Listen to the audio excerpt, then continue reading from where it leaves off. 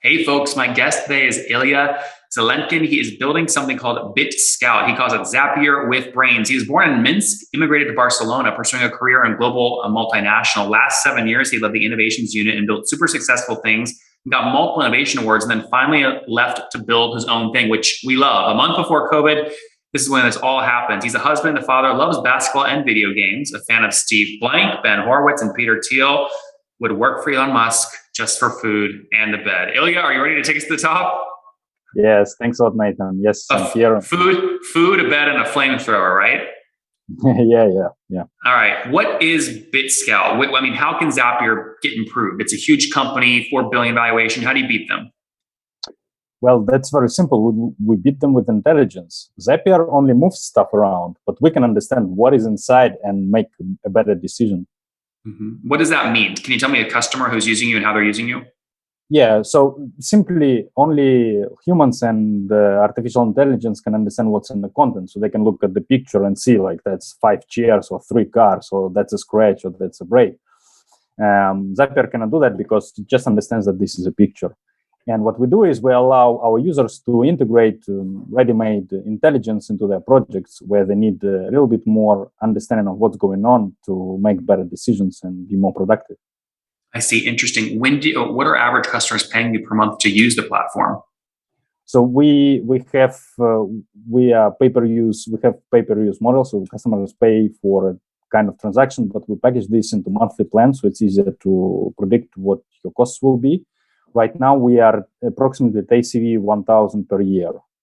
Okay, got it. So about $90 per month is the average customer. And what's the utility metric, the usage metric you're pricing against? In general, we are pricing against value. In this case, we are saving time. We can, on average, we save from 5 minutes to weeks of time because of the automations, and we only price against that metric. But you can't price against time saved because you don't know how much time you're going to save them. So you're pricing at the number of automations. Yeah, so it's a tough balance. So what we do is you have monthly plans where a number of transactions is included, like you have a number of gigabytes. And what happens is the moment you overuse this capacity, you move forward with we just charge extra, and that's it. Ilia, let me take a shot at pitching this to my audience because I think you have a smart pricing plan, but I still don't think they understand it, right? So basically, if you set up a system on BitScout, send my lead from HubSpot to a Google Sheet. That's one workflow run. If you get 500 workflow runs, you're going to get advanced. 3,000 workflow runs, you're going to get advanced again. So you're really pricing against number of workflow runs and number of projects, correct? Yes. Well, number of projects is just a natural limit. It's not physical. It's not a technical limit in the system. If you have more than 5 projects, like it's better to talk with us. Maybe we can structure it better. I see. And a scout, when you say up to 15 scouts, that's 15 seats, right? Yes, but because there is a additional feature included in our platform that we are still developing, which is called rewards. And because our platform is used in project work environment, you can assign awards for people when they do tasks. And very cool. Very cool. What is called a scout. Ilia, how many customers today? Right now, we have 6 enterprise customers. 6 customers. So can I take 6 times $90 a month? You're doing about $450 a month in revenue? Something like that, yes. Or sorry, 540 a month. Yeah. Okay, and so is this fairly new then? Did you just launch? Yes, well, we actually launched in January, but it took some time to take it forward because the challenge that we have is we are on top of some tool. So we are not a separate tool, we are on top of Monday and Asana. So when you do customer discovery, you need to make sure the first condition is met. The customer uses Monday or Asana or some other project management tool. So there are no such lists exist. So you cannot go to Zen Outreach, for example, and get this list because this is a protected thing. So that is the first barrier you need to overcome. But once you overcome this barrier, the users are naturally embed our system into their projects. Understood. So just to be clear, you launched this year in January. And is it just you or do you have a team? No, there are 3 of us, but I am the only one full-time. Okay. And how much equity do you own? Do you own 100%? No, I own 70 something. 70 something. And who owns the rest? It's my CTO and my second CTO. Two CTO. That's a good group. Two CTOs. Yes. Okay, cool. Now, have you bootstrapped this or not? Yes, we totally bootstrapped. Right we now. love that. We love that. So, what's the plan? How do you go from 6 customers to 600?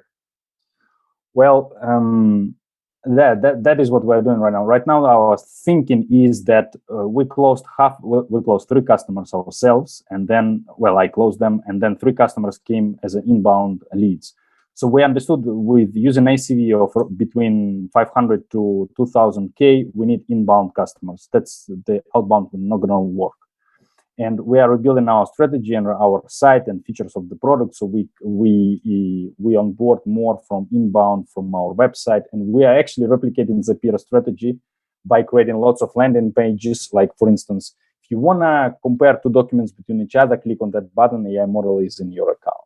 If you want to, for example, make a summary of a meeting, click on that button, the model comes to your account. So that's what Zapier did, which is actually very clever. So you cut through all the marketing. You just say that if that's what you want, let's click a button. So Ilia, obviously $500 a month for you personally and your co-founders is not enough to support yourself. So how are you guys paying personal expenses while you grow your startup? So first of all, we have personal savings, because when I exited this large multinational, so I took compensation due to the fact that I had there was a plan tied to solutions I've built, and so we're using our own money, but we're looking forward to fundraise in nearest time, maybe a seed or pre-seed round, because we understand how the sales work. We have a strategy how to make it work really fast, and this is where I think we need external capital. How much do you want to raise? We're thinking between 200 to 500K. Why is that? Well, I'm really cautious in spending really fast, because it's a product that involves AI. So you need to be very clear in your value proposition. For instance, for us, it took 3 to 5 minutes to explain you what is AI and etc. So I don't want to raise a lot of money, hire lots of salespeople before I really understand how this thing works. And the most important thing on my table right now is CEO strategies and inbound strategy, and that doesn't require lots of capital at the beginning. How much your personal life runway do you have? In other words, how long do you have to build this startup where you can survive on your savings for a while? I think I have 6 months left. And how do you think about that? I don't know. I wake up at night and cry, No, I mean, how low have you? Where are you based right now? I am in Barcelona. How low have you been able to drive your personal expenses so you can extend your runway and focus on the startup?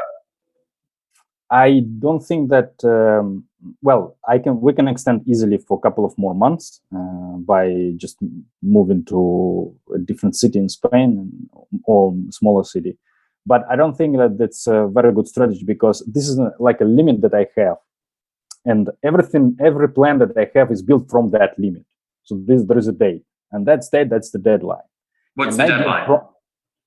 2nd of February. And what goal do you want to hit by the 2nd of February? We either have to raise a seed round of approximately 200 to 500, or we need to reach at least 5,000 MRR. And what if you don't do either of those? You quit?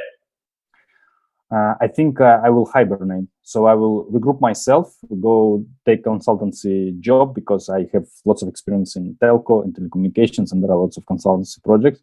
Regroup myself for a couple of months and then come back to that. Really, I think it's great that you know that date with very clear metrics of what you want by that date.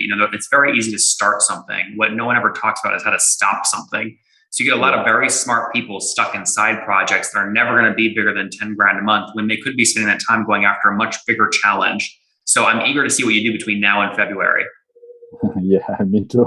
And my whole family does. All right, let's wrap up with the famous 5. Number 1, what's your favorite book?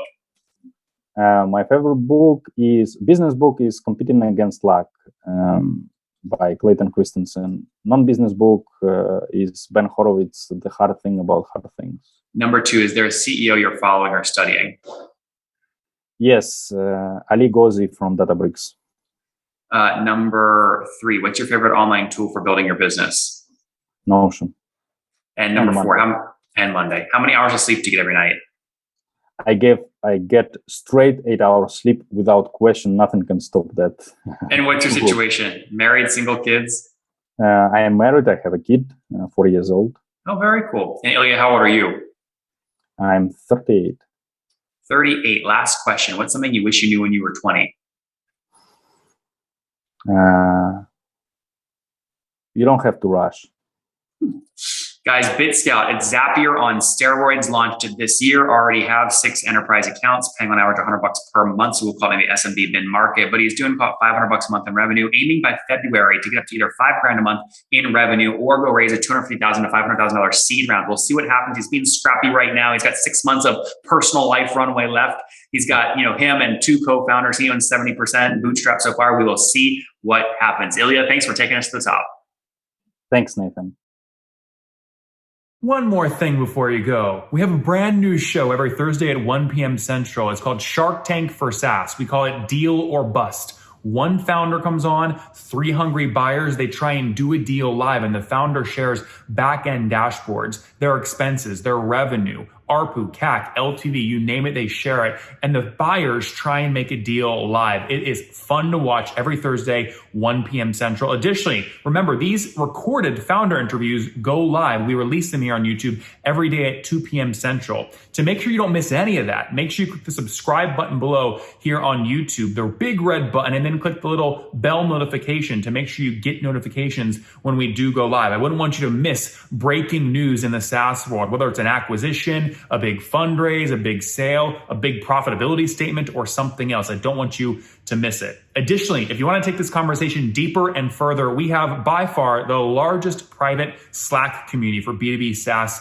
founders. You want to get in there. We've probably talked about your tool if you're running a company or your firm if you're investing. You can go in there and quickly search and see what people are saying. Sign up for that at nathanlatka.com/Slack. In the meantime, I'm hanging out with you here on YouTube. I'll be in the comments for the next 30 minutes. Feel free to let me know what you thought about this episode. And if you enjoyed it, click the thumbs up. We get a lot of haters that are mad at how aggressive I am on these shows, but I do it so that we can all learn. We have to counter those people. We got to push them away. Click the thumbs up below to counter them and know that I appreciate your guys' support. All right, I'll be in the comments. See ya.